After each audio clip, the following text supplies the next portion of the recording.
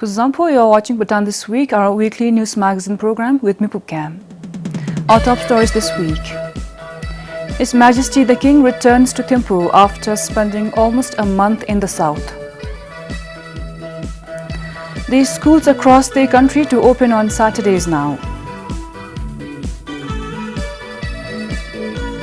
And archer Karma earns a place in Tokyo Olympics in Japan. After spending almost a month in the south, His Majesty the King returned to Thimphu on Monday and entered 7-day facility quarantine. Before embarking for Thimphu this morning, His Majesty met the Southern COVID-19 Task Force and said, while it was necessary to be in Thimphu for the opening of the next session of Parliament and other obligations, His Majesty would return to the south soon. His Majesty expressed concerns that if the lockdowns prolong or are too numerous, it would disrupt everyday life and have a huge impact on the well-being of the people. The goal, His Majesty said, must be to restore safety and normalcy at the soonest. Beyond the ongoing lockdowns, His Majesty shared the need to be well prepared for the foreseeable future. His Majesty asked the team to convey deepest appreciation to frontline workers and health workers and to the people in lockdown for playing their respective parts to fight the pandemic with the greatest loyalty and dedication, enduring numerous difficulties and discomforts as they did so.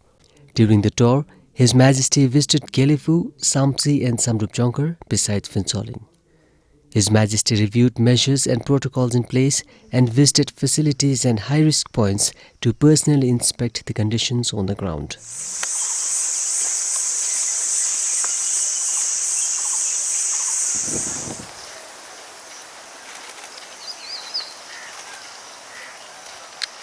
His Majesty also visited border outposts in the south recently.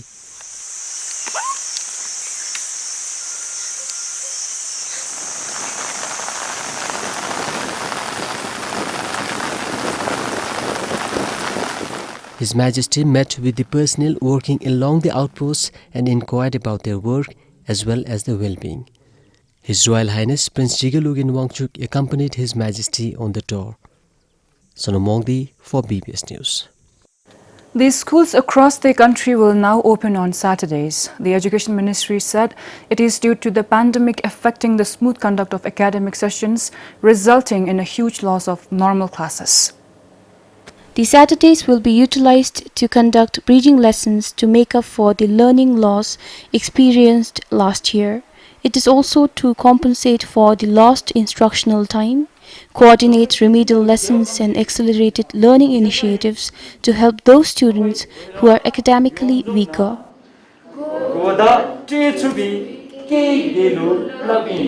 But students from classes PP to 3 will not have to go to schools on Saturdays.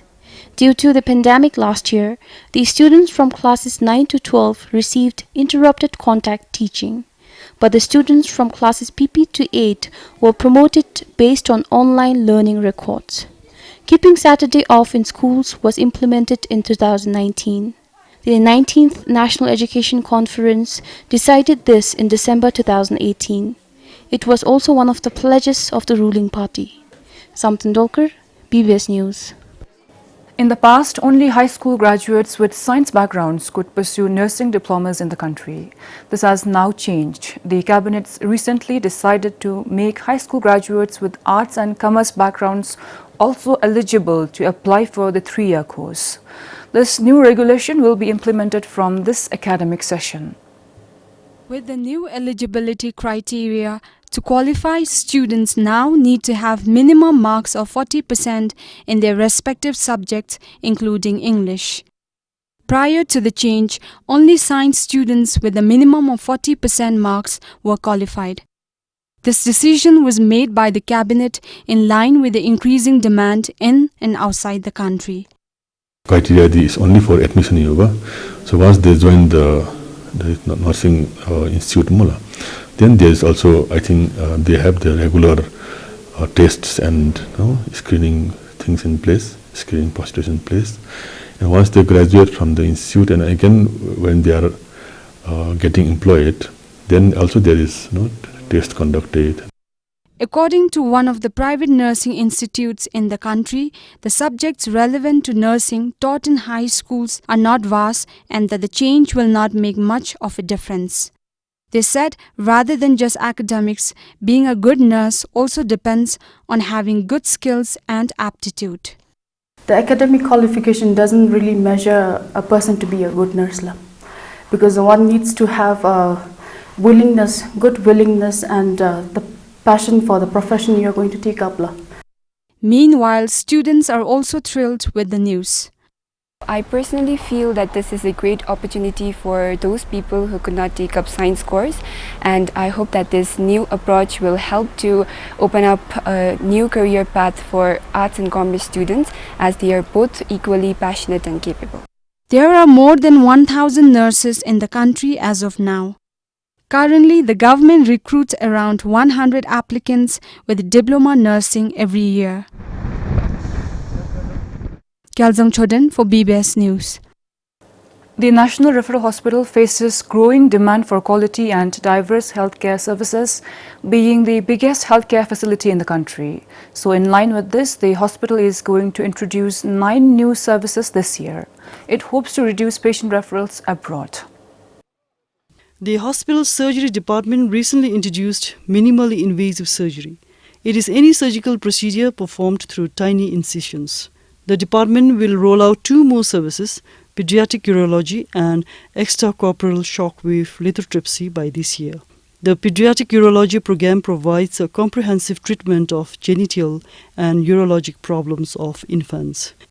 Extra shockwave lithotripsy, that is a procedure by which a shock wave is delivered by a medical equipment into the body of a person, especially if it is directed towards the kidney. It will break the stone, and once the stones are broken into very small pieces, the stones, they pass out in the urine, so that you do not have to open or cut open the patient to remove. The hospital will also introduce bone densitometry and bronchoscope services.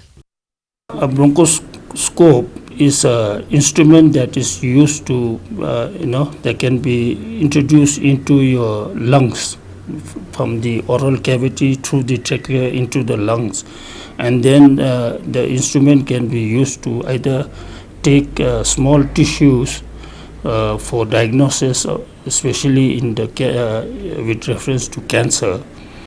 Other new services would be a joint replacement, a surgical procedure in which parts of an arthritic or damaged joint are removed, dental implantation to treat severe teeth problems, and dermatology laser for skin problems.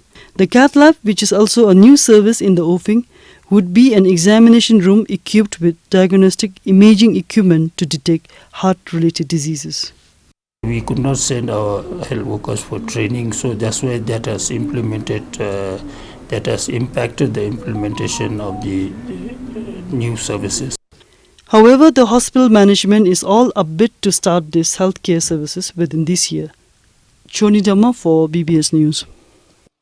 The Supreme Court dismissed the former Home Minister's appeal and affirmed the judgment of the High Court's larger bench. This means the former minister remains convicted. Tashu Sharaf Galton appealed to the Supreme Court in March after the larger bench sentenced him for a false vehicle insurance claim. 4 officials of the RICBL were also convicted in the case. The appeal was dismissed after the Supreme Court conducted a hearing and reviewed the documents. It was found that the lower court passed the judgment after a thorough review. An appellate court can dismiss an appeal as per Section 111 of the Civil and Criminal Procedure Code of Bhutan. The judgment of the larger bench stated that Tashu Sharaf Galton falsely claimed vehicle insurance for his Toyota Prado in June 2016 from the RICBL, stating the vehicle met an accident at Lamperi. He was sentenced to 2 months in prison and also asked to refund the claim worth over 200,000 Nyatam. The former executive director of the RICBL, Sonam Doji, was sentenced to 1 year in prison. He misused his position and changed Tashu Sharaf Galton's vehicle insurance cover from a third party to a comprehensive scheme. The larger bench ordered the RICBL's General Manager Sangyawandi 6-month imprisonment for soliciting and asking an inspection officer to arrange a blank receipt from the automobile workshop to adjust the bill. The inspection officer Ugen Namdrul was sentenced to 6 months in prison for aiding and abetting forgery and deceptive practices. Sange Doji, also from the RICBL, received a prison term of 1 month for aiding and abetting. He signed the committee's resolution even after knowing the claim was false. Sringzam, BBS News. Timber to construct houses in rural Bhutan is allotted as subsidy to rural households. It means households are given timber without having to pay for it. But the eligibility duration of each allotment is only after a gap of 25 years. And this gap is inconvenient for rural residents, especially when a household divides into newer families. The Dzongkhok Sokdo in Samtsi recently discussed the need to reduce the allotment eligibility period to 12 years. In Dinchuka Gyok Samtsi, 62-year-old Indra Bir Gurung is assisting his son's house construction. As the head of the household, Indra used his subsidized timber allotment in 2018 for his own house. I have 5 children. I got timber when constructing my own house, but I won't get it again for another 25 years. So, for my children, it will be an issue to get timber when they construct their own houses. For now, Indra's son borrowed timber from the neighbors with the promise to return it when he gets his quota. He didn't get his land record or term yet. He will get timber only when he gets the term in his name. We get timber only when we have term in our name. So he has to apply for timber once he gets his term, but I'm not sure if it will be that easy. Elsewhere, the situation is the same. This house is also being constructed on borrowed timber. I am constructing a small house here, but I have a large family recorded as one household and getting timber is difficult. So I am constructing my house by borrowing timber. If we construct one house, then we have to wait for 25 years for another timber allotment. So I am requesting for timber to be allotted after every 10 to 12 years. At least 10 to 12 years भित्रमा पाइदियो भनेदेखि चाहिँ राम्रो हुन्थ्यो भन्ने चाहिँ मेरो यो बिन्ती छ सरकारमाथि. Raising the issue in the Dzongkhok Sokdo, the Denchuka Mangmi Kumar Singh Limbu said rural people should be allotted timber when households divide, apart from reducing the allotment frequency to 12 years. From our perspective, the rule needs to be amended. The reduction in allotment frequency will lift a lot of burden on people. The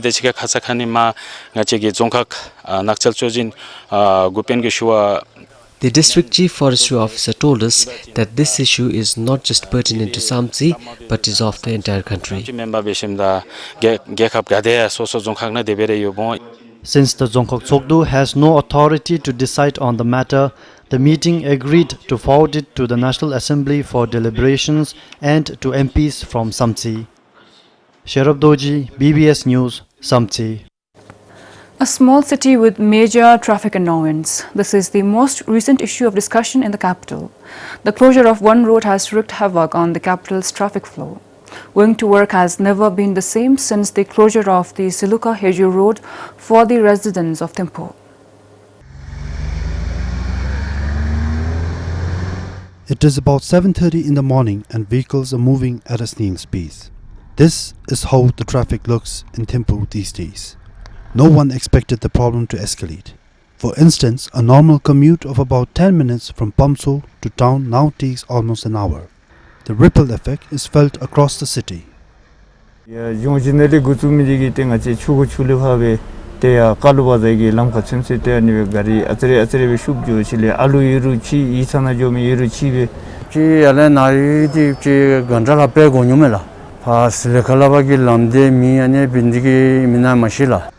And now officials are recommending different means to deal with the problem. Thimphu Tromde also added 3 city buses for Taba, Pamso and Heju. Mimangkel din gi bas gi shapto yo bachin di shapto lena se juni te chi di da mimangi gachi jagob du se wachin da carpooling se lame bala inke nalu be wachin da dari ngache tawdalu mi leshara da gari nalu mi rere yan nini mamra ane bedu te ane benigi carpooling be da wachin namesem tab de se pangache duko bas na chim sema tongo be bila ta tare te be deboda asita madu de ta yadama ni be bodalo atsti lamgi jake chunku bendigi asita madu thme shunila. As per the records with the Road Safety and Transport Authority, there are more than 60,000 vehicles in Thimphu. The road from Zilika till Heju was closed beginning Monday. A 4-lane road is under construction. Nagi legaldi nahi inta ngabanalebe gochube te tigale ngachi gochube dalu lochigi ringlube ngachi nagi ladi nimdi ladi lochina judu go pin la te tausum de chidi ngachi ani te niam digi bebe ngachi ladi te ngachi ragi chashida thibe be masula. The road will remain closed till the end of this month, but the construction is expected to be completed by the end of August this year. But with increasing number of vehicles, people say the problem is here to stay until there is a long-term solution. Ishidoji, PBS News. These small vegetable sheds in different zones in Thimphu are failing to attract vendors. Out of 14 mini and medium vegetable sheds in Thimphu, 10 sheds are opened for business as of today. The construction started in September last year and was supposed to be ready by November. The government decided to open small market sheds to reduce the risk of virus spread. While almost all 8 mini vegetable sheds are occupied, the spaces in the 2 medium sheds are mostly empty. This one is in Lungthimphu. It can accommodate 15 vendors, but there's only 6 today. The story is no different in Taba. Only 3 vendors are selling vegetables here, which have spaces for 12 vendors.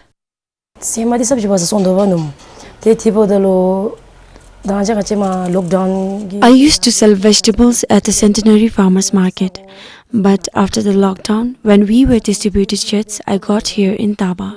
We shifted here from this month after the time they informed us to do so. But the business is not good here. Many of my friends thought that CFM will function like before and they left this place. I also thought that I will leave, but if I cancel here, I may not get space later if CFM remains closed.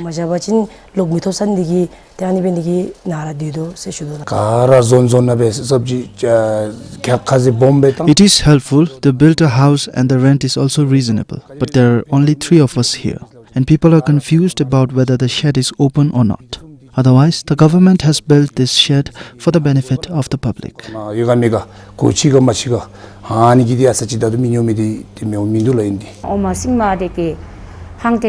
Since it is new, I think people are not aware of the vegetable sheds here. I'm very hopeful that people might start coming soon. As of now, there are not many customers.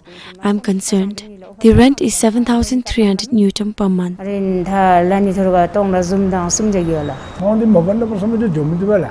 The business is not doing well. People take in a very less quantity. It is difficult to make rent from the business here. There are already so many vegetable markets in this area. There were almost 500 vegetable vendors at the Centenary Farmers Market. Today, with just about 100 vendors, the market is operating with 1/3 of its capacity as per the government's directives since October last year.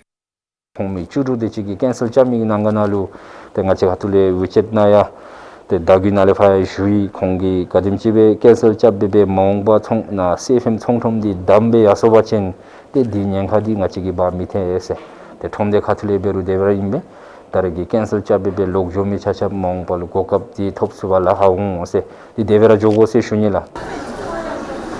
The government is encouraging the CFM vendors to move out to the zones because the market is dominated by vendors and not farmers. The remaining 4 medium vegetable sheds are expected to be ready by this month. But the 14 sheds will accommodate only about 100 vendors. The Agriculture Minister said there are plans to construct more sheds. He said the CFM is not going to close. The plan is to keep local farm produce from across the country at the CFM's ground floor and supply it to vendors. The upper floor would be a zone market. Samtan Dolkar, PBS News. Prices of goods and services in the country continue to rise. As per the Asian Development Outlook 2021, compared to last year, inflation is expected to double to 6.4% in this financial year. Economists attribute this trend to surging demand and disruption in supply chain due to the COVID-19 pandemic. The increasing prices of goods and services are evident from the National Statistics Bureau's latest Consumer Price Index or CPI report released last month. The report highlighted that this February, the CPI increased to 9.54%, the highest since February 2020. Food prices during the month rose by almost 17% compared to the same period last year. We buy things every day, so we know the rates. For example, the price of a gas cylinder increased by 200 Newton compared to last year.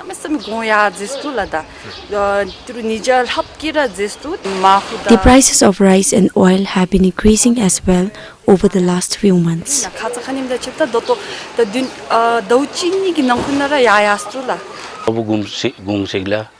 A sack of rice used to cost 750 ngitam. Now it costs 1050 ngitam. Even the price for a kilogram of potatoes was just 15 ngitam a year ago. Today it increased to 15 ngitam for a kilogram. You can't do anything about the increasing prices. We have to buy anyway. The recently published ADB Outlook 2021 stated that inflation rose mainly because of disrupted supply from India coupled with panic buying. Moreover, retailers claim the transportation charges and expenses on loaders and escorts have increased, leading to increased price for goods in the market. According to the Finance Minister, the domestic inflation is the result of inflation in India. There is not much the ministry can do to control it. BTN, Nultram is backed with Indian rupees. Our Newton is backed with Indian rupee. So when India's economy falls, it has an impact on our economy. The current inflation is not caused due to increase in money flow in individuals' hand. It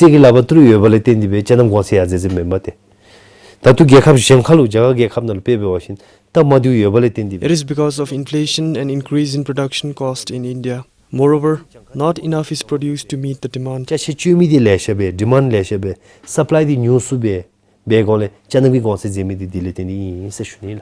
Going by the ADB Outlook 2021, inflation is forecast to ease 5% in the next financial year as prices are expected to lower in India and domestic conditions improve. Meanwhile, the purchasing power of Nultram dropped by 8.71% in the past 12 months due to the increase in price in the economy. Today, as measured by the CPI, the purchasing power of Nultram stands at 65 Newton. Sangi Shizong for BBS News. Archer Karma will represent Bhutan in the upcoming Tokyo Olympics in Japan. He successfully achieved the required minimum qualification score of 605 in the national ranking competition held in Thimphu. For the very first time, Bhutan will take part in the Olympics through an earned quota. Until today, Bhutan has been taking part in various Olympic Games through invitations and wildcard entries only. Despite all the pressure, 30-year-old Karma from Tashiyangtse successfully managed to achieve the required score of 605. By the end of the competition, Karma had secured a score of 627. To achieve the required minimum score, the Bhutan Archery Federation organized a one-day national competition acknowledged by the World Archery at the Langju Phaka Archery Range today. Olympic qualify base dream fulfill base By achieving the minimum qualifying score today, I have fulfilled my dream to qualify for the Olympic Games. It is a history for the country. I am very happy with the achievement. The Olympic qualify base ways and then my base of cheese and same guys And now, Karma has another dream, and it is to win an Olympic medal for Bhutan.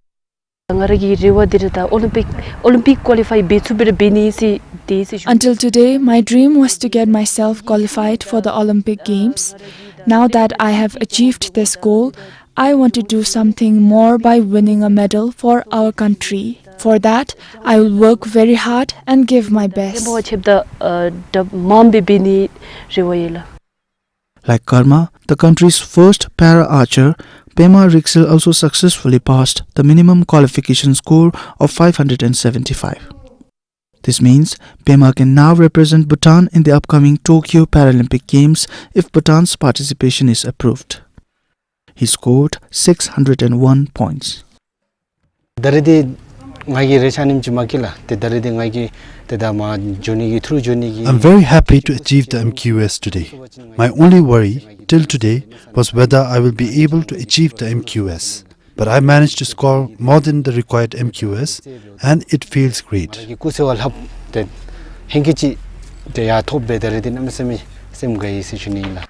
Karma will now leave for the games next month. She will be joined by Sangeet Tenzin, who has been recently selected to represent Bhutan in swimming at the Olympics Games for the first time. Likewise, the Bhutan Olympic Committee also plans to send 2 additional archers, 1 judo fighter and a shooter in the upcoming Olympic Games through wildcard entries. BOC currently has applied for the wildcard spot and is waiting for a response from the International Olympic Committee. This is Pasang Doji for BBS News. That's all we have for you for this week. Thank you for watching.